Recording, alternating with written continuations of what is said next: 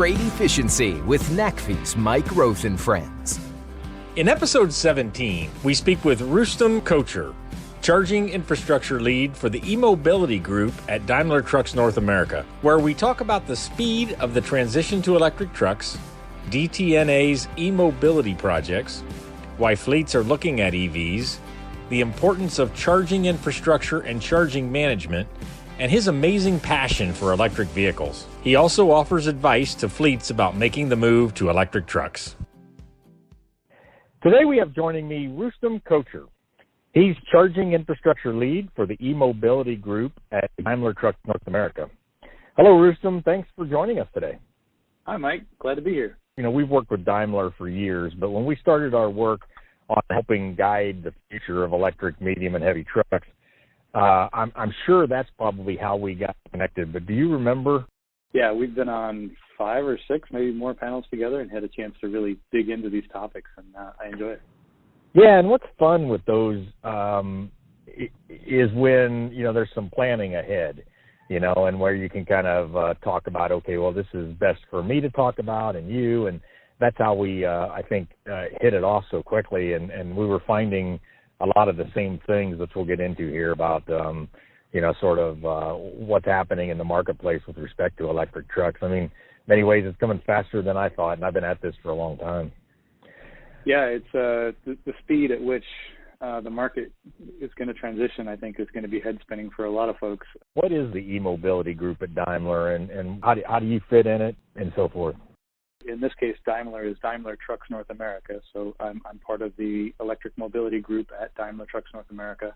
Our brands are Freightliner, Thomas Built Bus, Freightliner Custom Chassis, and Alliance brand aftermarket parts. But at Daimler Trucks North America, about 3 years ago, we put together what in DTNA parlance we call a swarm, which is a fancy name for a cross-functional team. So 11 of us were brought together to try and solve the issue of electrification and what we could or couldn't do to be competitive in this market. And we've grown from 11 people working diligently on this topic to now well over 150, I think.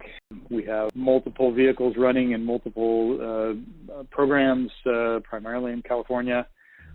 We've got close to 500,000 miles on our vehicles already, learned a tremendous amount, and we've got series production lined up for early 2022. So it's been quick for any industry, but especially for the trucking industry. Daimler North America is really kind of leading in electric trucks, and in particular in what I would call deployment, right? So there's, I'll let you speak to the numbers, but for some time there's been a number of E-Cascadias and medium duties out hauling real freight. So tell us a little bit about how many, where are they, what are you learning, and sort of what's next, including what I saw in the news is this, and you and I have talked about this, CX fleet. So walk us through the early deployments.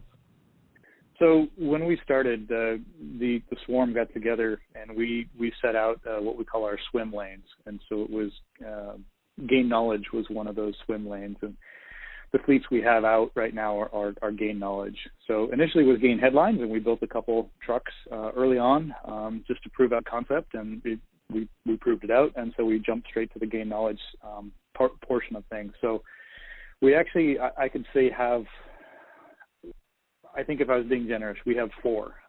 So we have the innovation fleet, which is 30 trucks with NFI and Penske running in Southern California. Penske's leasing them through to a number of other customers, but that's the one combined with CX Fleet where we've got 500,000 miles. With NFI, they're running port routes, port drayage routes back and forth to the port, and you know, it's given us a tremendous amount of knowledge gain because of not only just the trucks and the driver interaction with the trucks, but the infrastructure build out, the interaction with the utilities, and everything that came from that. And then we've got the customer experience fleet that we call our CX Fleet. And that one is to allow our customers to experience a truck in their fleet in real operations. Now, the trick to that one was infrastructure can be expensive and time-consuming to get installed, and so we had to come up with an innovative way to provide charging for those trucks, because it's typically one truck in their fleet, and they try it out for a few months, and then we send it on to another customer to trial. So we ended up mounting a a charger that would normally be bolted into the ground onto a metal skid that we could move with a forklift that we would essentially plug in like with a large extension cord on a 483 phase Hubble connector. And that's what worked out pretty well. It's not a fast charge. It's supposed to be DC fast charge, but a 40 kW charge on an electric truck is actually fairly slow. And how many trucks are in that? How many trucks are available in that sort of triad? In the CX? Yes. Yeah. Yes. So there's 6 E-Cascadias and 2 EM2s. Our EM2 is a business class truck, or class 6 or class 7, depending on how it's configured and what rate it's hauling. And then the other 2 that I would say, well, we've got kind of 4 programs going. We've got Thomas Built Bus, which is also part of the Daimler Trucks North America family, and they've partnered up with Proterra to put an electric drivetrain into our school buses. And we just delivered the first few of our TBB buses to some customers, one of which I'm really excited about, which is with Dominion Utility, where Dominion is actually purchasing the buses and leasing them to local school districts so that they can use them as V2G, vehicle-to-grid capacity when those buses aren't being driven. School buses actually have a really unique use case that provides a unique opportunity for the utility to use them when the buses aren't being used, and can be a really valuable asset for the utility. So we're super eager to find out how that program's going to go and how much they learn. And then the other portion of the DTNA family is Mitsubishi Fuso. We've got some e-Canter trucks through the Mitsubishi Fuso arm of our business currently running in North America as well. Very cool, man. I've got tons of questions for you, but I want to step back a quick bit. I mean, how did you get so passionate about electric trucks? I mean, it just comes right out of you. And I've heard you say that you haven't bought gasoline in, I don't know, 5-6 years. I mean, what drives you, Rustam? So it's actually 10 years now. It's pretty crazy, but I go so far as if I'm in a rental car, I try and get a hybrid if I can, and typically it's only when I'm traveling paired up with somebody else and I make them buy gas, so I can continue to say that. But no, I was driving an old 2002 Nissan Altima, and around 2008, 2009, I was looking to replace it because it was getting long in the tooth, and I was like, I'm tired of burning gas, and I'm tired of the impact on the environment of burning hydrocarbon-based fuels, and I really should get an electric. And I looked out. I was like, for sure, somebody's got an electric car out there I can buy, and the only thing I could buy at the time was a 3-wheeled tin can, really, from a company called Zap. It was called the Zebra, that had, I think, a 25-mile range and a top speed of 40 miles per hour. And I was just aghast that there was nothing out there I could purchase. But what was coming down the line at that time was Nissan's Leaf and the Chevy Volt. And I became super interested in those vehicles and really dug into it. Ended up writing my master's thesis on how electric vehicles can be pushed to the masses, and it's really taken off from there. So I've got solar panels on my roof at home, and I've only ever had electric cars for the last 10 years, many of which have been Mercedes B-Class, and I'm proud to say I drive on sunshine.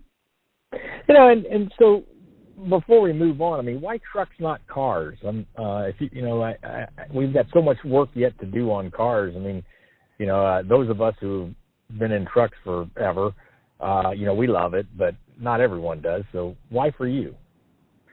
So the impact of carbon emissions and just emissions in general is high in the transportation sector, and there's a significant portion of that transportation sector emissions that come from commercial vehicles. And so if we can take those commercial vehicles and turn them from, let's be generous, 8 miles per gallon to MPGE maybe of 100 or so, I haven't seen the actual figures, it makes a tremendous impact on what we can do. And so, I'm a Portland, Oregon boy. I'm a 5th-generation Oregonian, and Daimler Trucks North America is here in my backyard, and so I was proud to join them and help make a difference in this industry. Yeah, and you mentioned total cost of ownership a little earlier, and that's really exciting. And what keeps driving me is that these are smart decision makers, and engineer by trade. I just always want to use the quantity. I'm a quantitative kind of guy, So there's a passion in the electric car business. But, sometimes, it doesn't always mean that it has to pencil out as a TCO, for people. And, on the truck side, we'll see a little bit of that with early adopters, trying to help with passion around the vehicles and maybe buying them before they make total TCO sense. But that's going to be fun to watch this electric truck take over in a real TCO-driven market like trucks. Well, and it's funny, we're seeing not just a TCO-focused, purchasing decision being made, but for some companies, the aspect of the zero emissions portion of that transportation of their goods or services is in and itself, it has value, and so it can be factored into their TCO calculation. For a consumer-based company, if they are directly consumer-facing, the consumers place a value on sustainability of the supply chain, and so if they can put that in place, it has a value when they speak to their customer. Yeah, well said. We talk about hard costs, soft costs, and then softer costs in trying to really drive the industry to itemize and recognize all those costs in their TCO. And it's cost is both negative and positive, right? It's both the negative costs and the benefits of electric trucks. So your specific work there is on infrastructure, and with NACFE's work, we also we see charging infrastructure as kind of the biggest piece here. It takes a long time. You have to do it a couple of times if you do it for the first few trucks, and then maybe to build out a location, with maybe there's 50 or 100 trucks at that location. So, and quite bluntly, as we do our work, we talk to fleets, and they're like, okay, I'm ready to go with the truck, and then they see what it takes on the charging side, and they're like, oh my God, I'll just wait till somebody else does this and make it easier. So yep. You guys kind of conclude the same thing, and what's Daimler North America Trucks doing to help with that whole infrastructure piece? Well, as the team that I'm a member of is one we call our ecosystem team, and ecosystem is everything that's not the truck. So it includes infrastructure. It also includes interfacing with the utilities. It also includes, in my case, working on, developing a common charging standard for commercial trucks and things like that. So, yes, infrastructure is a significant hurdle to adoption. Can you imagine if you're a fleet and you order 30 electric trucks, but you don't do the infrastructure? Those trucks show up, they can run one route, maybe half a route, and they don't have charging? That's not going to work. So the infrastructure has to be carefully considered. It has to be factored into the TCO conversation, and it has to be built out expressly for the needs of whatever that fleet is doing. And it has to be hand-in-hand partnership with the local electric utility, because they're the ones providing the new fuel. So we're finding all sorts of interesting problems that need to be overcome in this regard. In many cases for a fleet, their fuel is now coming from their facilities manager because they're the ones paying the electricity bill instead of the fleet manager. And so that conversation has to be struck up on the customer side. And yeah, it's a whole system of change that has to take place for those fleet customers to integrate electric vehicles in. And the utility world is vastly different, right? You've got rural cooperatives, you got public, private, and I know enough to be dangerous, and we're partnered up with Rocky Mountain Institute, and RMI has done decades work with utilities, and sometimes I wonder just how it's just so complex, right? I mean, is there any tricks to that you've seen, or is it just muscling through? It is just grinding through. There's over 3,000 utilities in the United States, and as you mentioned, there's the co-ops, there's municipal utilities, there's investor-owned utilities. We've got, with our innovation fleet, we've got one customer with 5 locations that draws power from 3 different public utilities, or 3 different utilities, one of which is a municipal and two who are independently owned. And we've got, as a result, 3 different prices of fuel in this case from the electricity, because those utilities have different rates. And not only that, those utilities also have what's called time of use rates, where it depends on when you're pulling that power out of the utility, what that cost per kilowatt hour is. So like I said, it's a whole different level of complexity, and our team is built to help the customers overcome that, to understand it, to factor it into a charging management program, and consult with them to make sure that it's, number one, it's the right decision, and number 2, to help manage that fleet and the charging once they've got the vehicles in hand. Yeah, you said it quickly, but charging management plan, I think that's going to become a lot more of our, lexicon as we move forward. Because, right, you can invest in on-site storage, whether that be batteries or maybe some other things. And, you're even talking about school buses and vehicle to grid. Maybe there's some ways to take advantage of vehicles in that environment. But just, charging, when you charge, do you want to charge really slowly? Do you want to charge fast? Do you charge it in the middle of the night, during the day? Or, I could see this being the area where fleets will be thinking about changing their operations a bit, if they can, because of that charging cost and so forth. You think that makes sense? You agree with that? Yes, very much. It really becomes a new tool in the toolbox of a fleet to become even more efficient. Every fleet is striving for to be the most efficient they can, because that's what's making them money. So it becomes a very powerful and efficient tool for a fleet to really understand what their costs are if they're running electric vehicles, and what the impact of their charging profile looks like, and how that's going to help them be more profitable. So if a fleet can deliver goods,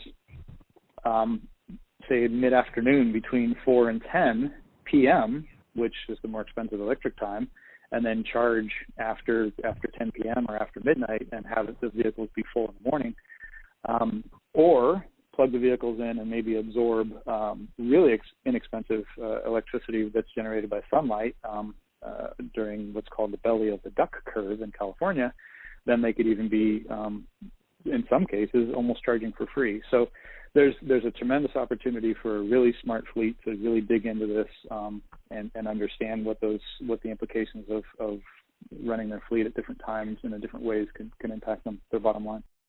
Right, and some of that just might be, the super fast, I don't know all the right terms, but this super fast charging is not always the answer. I mean, there's in e-commerce, there's a lot of these package delivery trucks that just we don't want in our neighborhoods when the kids are home from school. So they go out and operate for, really kind of short shifts, right? Early morning to mid-afternoon, and then they sit around for long times. Now, this isn't all of them, but, there's so much talk about, well, you got to fuel the truck as fast. You got to charge the truck as fast as you can fuel it with gasoline and diesel. It's not always the case. There's cases to be made for slow charging. There's cases to be made for medium slow charging, and there's cases to be made for fast charging. And so that's all, again, part and parcel of how you run your fleet and maximize your costs. Right. So almost completely contrary to my last point, I wanted to ask you about Charin, because you are taking on a leadership role in a cross-company effort to look at really fast extreme charging, or whatever the right terms is, and you can educate me and the people on this listening right now. But tell us about Charin and the future of really fast charging of trucks. So almost about 2 years ago, we all got together. When I say all, it was a meeting that Charin had held. It was an annual meeting for North America, and some truck and bus manufacturers were there, and we sat down and talked about what some of the hurdles to overcoming electric commercial vehicles were, and one of which is, if we're going to fast charge a commercial vehicle that has a 600 kilowatt-hour battery pack, there's currently no standard out there that allows us to do that in what you would consider to be a fast charge, a 15 or 20-minute cycle, because it's a megawatt. And so we all got together to come up with a new standard, and stupidly I said yes to leading this thing. But we're well on our way to having a final version. And where this becomes valuable is in those scenarios where you have a vehicle that's traveling from point A to point C, or A to B, and it's longer than the range of the vehicle. So say it starts in Los Angeles and it's going to Houston. And current electric vehicles can go 500 or 600 miles, maybe maximum. And if that vehicle is trying to reach that point B, then they're going to have to stop and charge along the way. And no driver is going to want to stop and charge for 2.5, 3 hours, which is what they could currently capable of with the CCS. So we need some way to power a lot of electricity into that battery in a short period of time. So we've come up with what we call the megawatt charging system, the MCS. Charin is the group that controls CCS1 and CCS2 globally, and so MCS fits into the CCS family.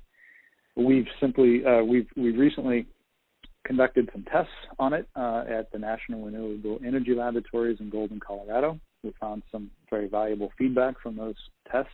In fact, they're literally ongoing right now. Kind of a long tail on some of the temperature testing.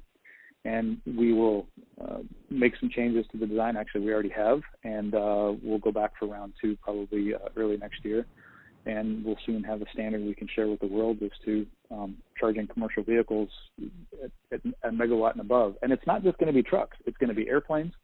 It's going to be marine. There's a lot of opportunity to convert commercial vehicles in all aspects towards electrification and put power in them fast when needed. Yeah, very good. I've been accused of saying too often, I guess, that we're going to crawl, walk, and run here with electric trucks. And, we got to work on each one of them while we're moving forward. I mean, the crawling applications are going to be a little easier to do, at the beginning. But, boy, you got to have your sights on running, and part of this, fast charging, really fits in that category. So, hey, this has been fantastic. We're running out of time. I mean, what's your advice to the folks out there that are trying to make a difference with electric trucks, but have all of the challenges we've been talking about in this time together?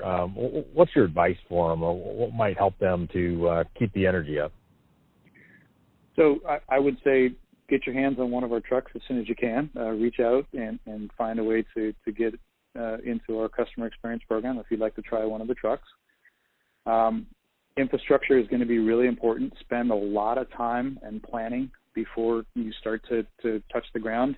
Have a very informed utility guy that works with us on our truck and fleet and utility strategy, and his mantra is touch the ground once, because it gets really expensive when you touch it twice. So as you build out your infrastructure, plan for that 1-10-100 cycle of adoption. So you're going to have a pilot fleet, that's the 1. You're going to have a test fleet, that's the 10, and then you're going to have full-fledged adoption, which is the 100. So plan ahead for that. Get your conduit in the ground. Plan ahead for how your yard is going to be impacted, how your utility power is going to come to your site. And then, frankly, the trucks will be fairly easy after that, because you'll already have your power and your charging planned out, and then you'll choose the right vehicle for the right job to haul the right load. Excellent, Rustam. Thank you very much, and thanks for joining me. Thanks, Mike. Appreciate it.